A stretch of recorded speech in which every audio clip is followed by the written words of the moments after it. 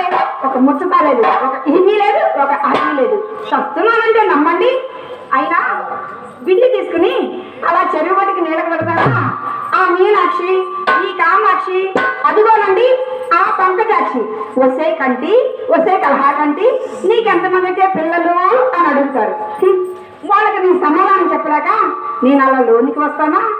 ఇంతలో మా వాడు నన్ను చూసి మెల్లగా బయటికి జారుకుంటాను. సరే ఆయన గారు బయటికి వెళ్ళారు కదా, నేను కూడా బయటికి వస్తానా? మళ్ళీ అతగాడు మెల్లగా లోనికి వెళ్తారు. ఇలా ఆయన లోనికి, నేను బయటికి, నేను బయటికి, ఆయన లోనికి తెల్లవాళ్ళు తిరుగుతూ కూర్చుంటే ఎక్కడి నుంచి పుడతారు పిల్లలు చెప్పండి? ఎలా పుడతారు? అయినా నామతి మండిపోను. పొద్దున్నగా వెళ్ళారు, కూరగాయలు పట్టుకొస్తాను, కట్టెలు పట్టుకొస్తాను అమ్మగారు అని చెప్పి ఆ కేసు. ఈయన ఎక్కడికి వెళ్ళారో మరి. ఒరే కేశవా, వీడి సంగతమ్మా చెప్పు. ఒరే కేశవా, ఎక్కడికి వచ్చావు? అప్పాచం ఉన్న కొడక వచ్చావా నాయనా? నేనేం పర్వాలేదు నాయనా, అరిశానన్నమాట. అవును, నువ్వు ఒక్కడ వస్తున్నావు, మీ గురువు గారు ఏమయ్యా? అమ్మగారండి, మీరు కూరగాయలు తీసుకురమ్మని పంపించారా? పంపించాను. గురువు గారు ముందు నేనే, గురువు గారు ముందు నేనే, నేను ముందు గురువు గారు, నేను ముందు గురువు గారు. ఇంతకు ఎవరు ముందు ఎవరు వెనక సరిగ్గా చెప్పలా? గురువు గారు ముందు నేను వెనక. అది వెళ్తున్నామా? వెళ్తున్నామా? వెళ్తున్నారు. గురువు గారు ముందుకు వెళ్తున్నారు. వెళ్తున్నారు. వెళ్ళి ఒక ఇంట్లో ఏమిట్రా ఇంట్లోకి వెళ్ళిపోవాలంట్రా?